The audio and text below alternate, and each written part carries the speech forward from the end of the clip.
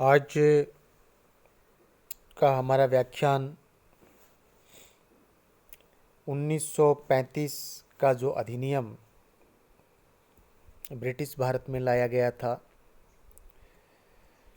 जिसके हम 5 व्याख्यान इससे पहले कर चुके हैं, उसी व्याख्यान माला के क्रम में संघीय न्यायालय, जिसका 1935 के अधिनियम में प्रावधान था, संघीय न्यायालय का हम आज जिक्र करेंगे, उस पर चर्चा करेंगे।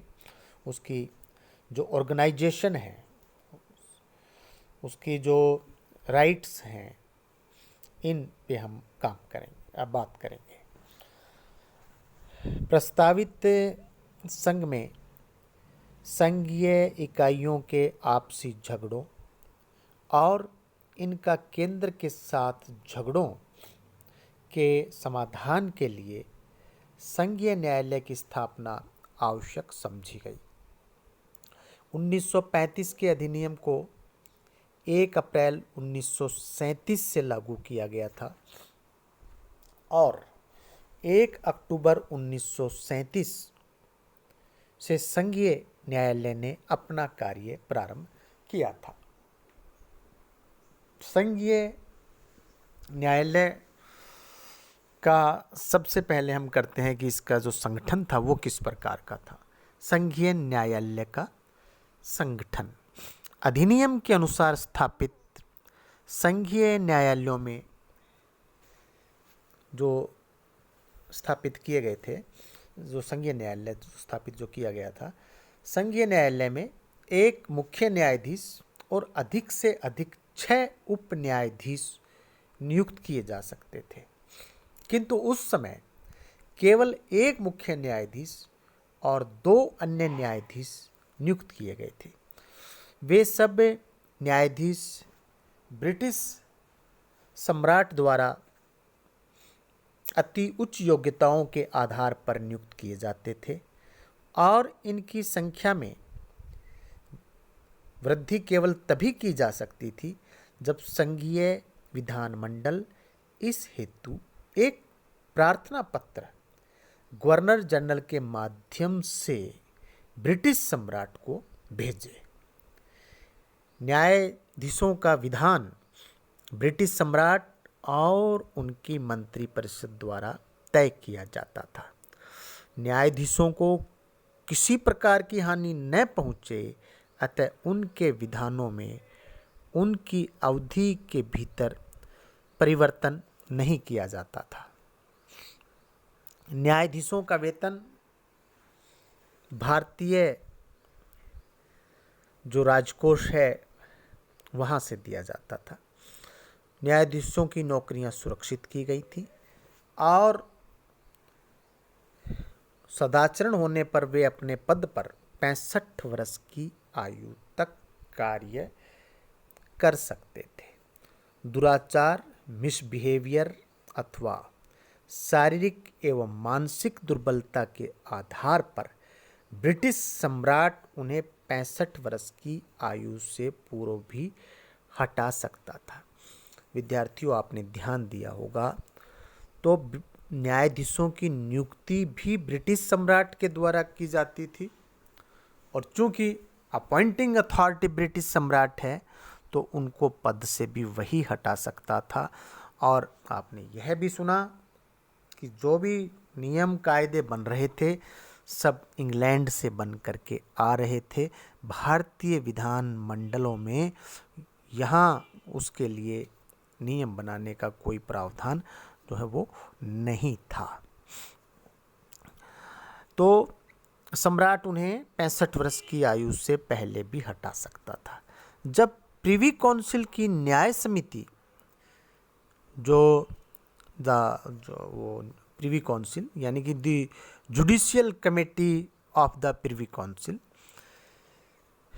की न्याय समिति पूछे जाने पर सलाह दे कि न्यायाधीश दोषी है और उसको ऊपर लिखे हुए किसी कारण पर के आधार पर हटाना उचित ही है, तो फिर वो उस पर सम्राट जो है वो उस पर संज्ञान लेते थे।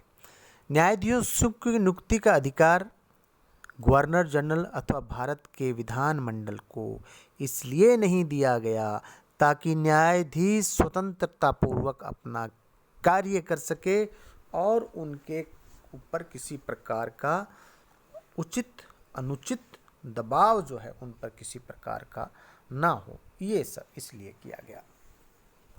संघीय न्यायालय का न्यायाधीश बनने के लिए जो योग्यताएं रखी गईं उसमें पहला तो यह था कि वह ब्रिटिश भारत या संघ में सम्मिलित होने वाले किसी देशी रियासत के उच्च न्यायालय में कम से कम 5 वर्ष तक न्यायाधीश रहा हो, अथवा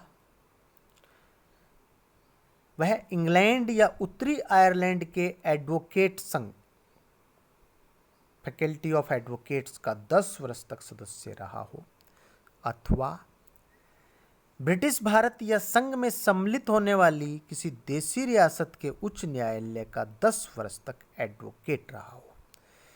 तो 3 योग्यताएं हैं कि पहला ब्रिटिश भारत या संघ के किसी कोर्ट में 5 साल तक न्यायाधीश रहा हो, या 10 साल तक एडवोकेट रहा हो, या वह इंग्लैंड या उत्तरी आयरलैंड के एडवोकेट संघ का 10 वर्ष तक सदस्य रहा हो। मुख्य न्यायाधीश की नियुक्ति के लिए यह आवश्यक था कि वह 15 वर्ष पुराना एडवोकेट या वकील हो।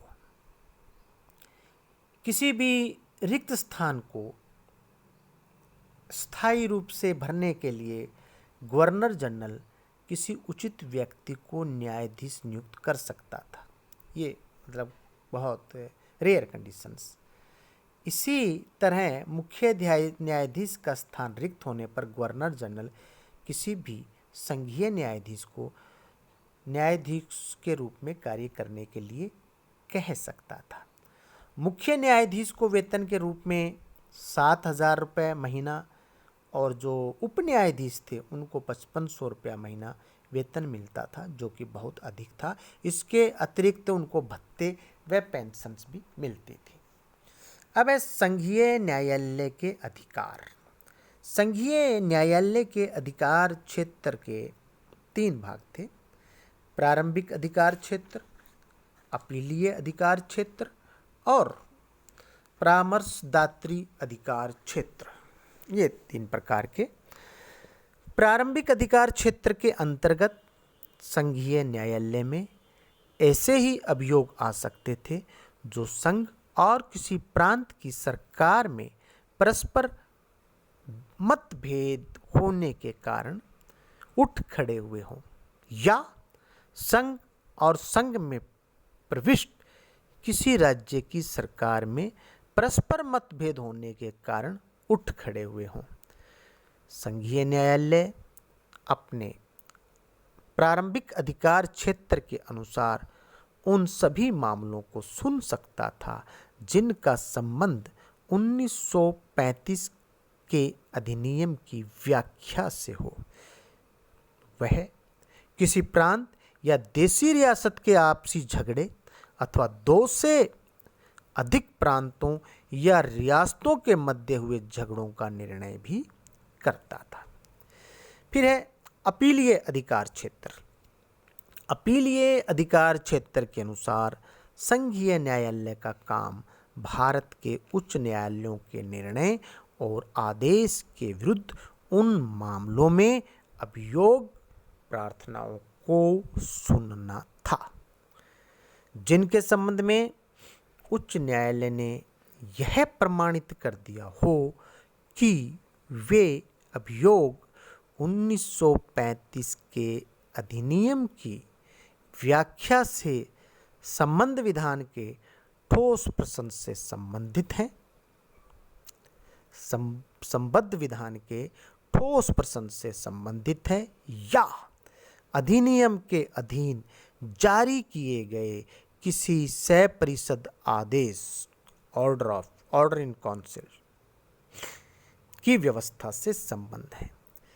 यदि यह प्रश्न उत्पन्न हो जाता था कि संघ में शामिल होने वाले किसी देशी रियासत ने अपने प्रवेश लेख द्वारा संघीय सरकार को यहाँ तक कानूनी और कार्यकारिणी संबंधी अधिकार दिए हैं, तो भी यह मामला संघीय न्यायालय द्वारा निपटाया जा सकता था।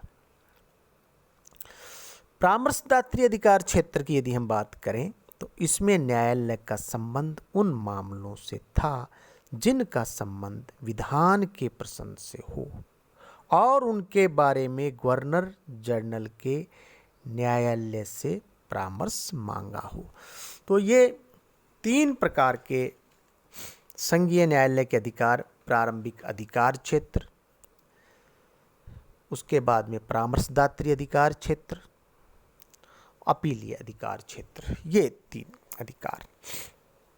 संघीय न्यायालय का एक महत्व रिकॉर्ड के रूप में भी था। न्यायालय की बैठकें दिल्ली में होती थी और यह एक अभिलेख न्यायालय, रिकॉर्ड कोर्ट के रूप में भी कार्य करता था।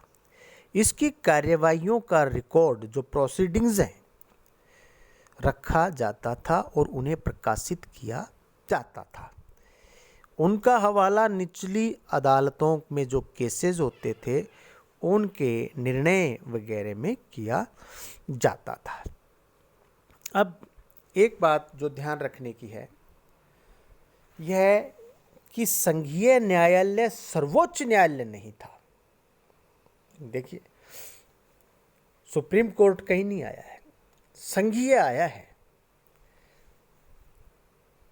तो कंफ्यूजन नहीं रहे, यहाँ पे संघीय न्यायालय सर्वोच्च न्यायालय नहीं था, क्योंकि इसके फैसलों के विरुद्ध इसकी आज्ञा के बिना निम्नलिखित मामलों में जो judiciary committee of privy council उसको अपील की जा सकती थी।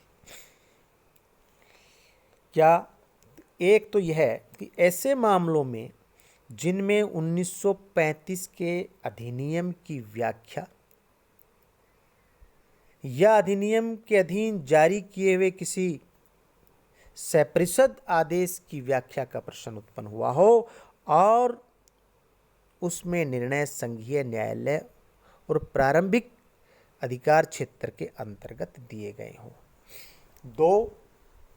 दूसरा, ऐसे मामलों में जिनमें किसी रियासत के प्रवेश पत्र द्वारा संघीय सरकार को दी गई कानूनी और कार्यकारिणी शक्ति के विस्तार का प्रश्न उत्पन्न हुआ हो। कोई कंफ्यूजन नहीं है। तीसरा, ऐसे मामलों में जो संघ में शामिल होने वाली देशी रियासतों में संघीय विधानमंडल द्वारा बनाए हुए कानूनों को लागू करने से उत्पन्न हो। चौथा, इन 3 प्रकार के मामलों को छोड़कर शेष मामलों में प्रिवी काउंसिल को अपील केवल संघीय न्यायालय की आज्ञा से ही की जा सकती थी। तो संघीय न्यायालय से ऊपर क्या है विद्यार्थियों? प्रिवी काउंसिल है। यदि अब संघीय न्यायालय ही सुप्रीम कोर्ट होता तो उसके ऊपर कोई अपील नहीं हो सकती थी, लेकिन उसके ऊपर अपील का एक इंस्टीट्यूशन और है।